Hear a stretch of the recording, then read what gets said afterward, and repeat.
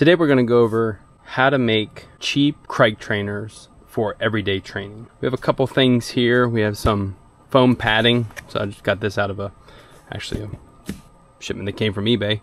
You can get it at any hardware store, craft store.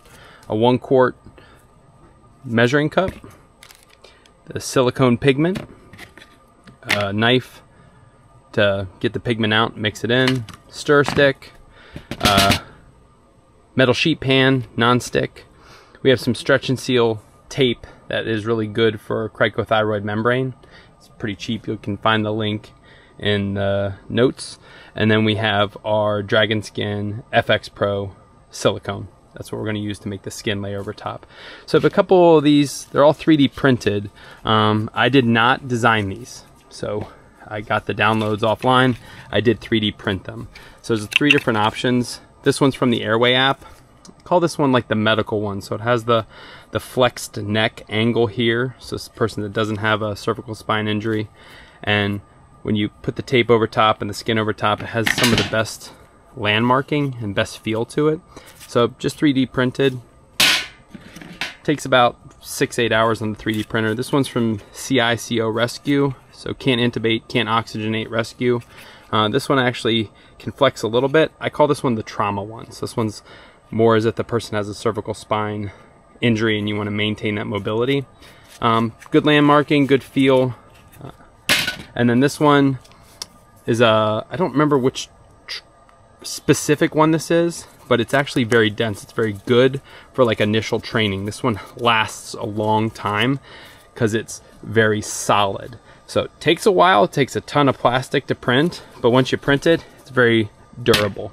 So that's the supplies we have here. So first thing we'll do is we'll go ahead and mix up our skin.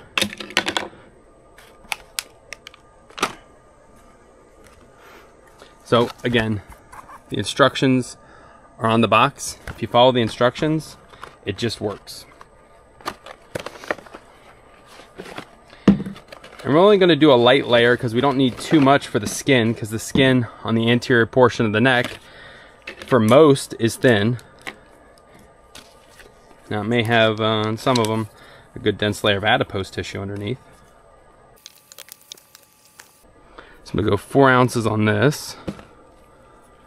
Let's save that for later. And then another 4 up to the 8 on this one. And I had to flip this because I couldn't see clear on the outside, but I'm watching the inside here.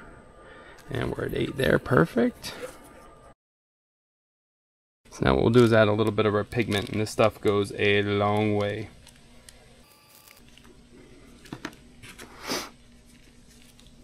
A little bit off the edge. That'll be just enough. You do not need tons of it. And really what you're trying to do is add the pigmentation for the realism and to reduce some of the opacity. But as you see, it goes a long way. And you really want to get that stirred up so you get it nice and mixed in. I'm doing this outside on a summer day. Ideally, you want to do it inside under 80 degrees. Once you got that mixed, pour away. And the nicety to this stuff is it's almost self-leveling. Kind of help it along.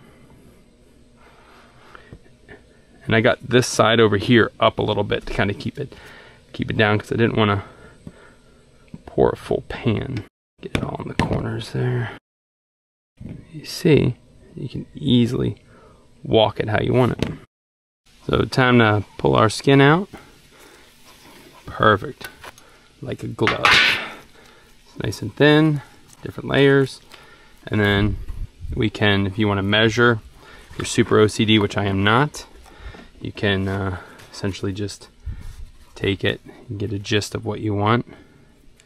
And then cut your skin pads, which I usually do about 2.5 inches by 4 inches. So now this will fit over top, and they can feel the landmark. Fit nice. If you want to make it nice and long, you can make it nice and long. However you want, works. Fits on all of them. So again, some people make them longer and then just move them left or right after the cut. Whatever works for you works. But you have these. Again, you can take the blood pack, put it over top so that they get a nice bloody pop. And then when they're pushing down on this, that's when they're going to get the pop. So you take one of those, make them a lot longer. Awesome thing about these shears, they just slice right through it. Put it on top. Now they're getting their landmark cricothyroid membrane right there. And as always, if you have any questions, hit us up at info@lifelineemstraining.com, and we hope you have a great day.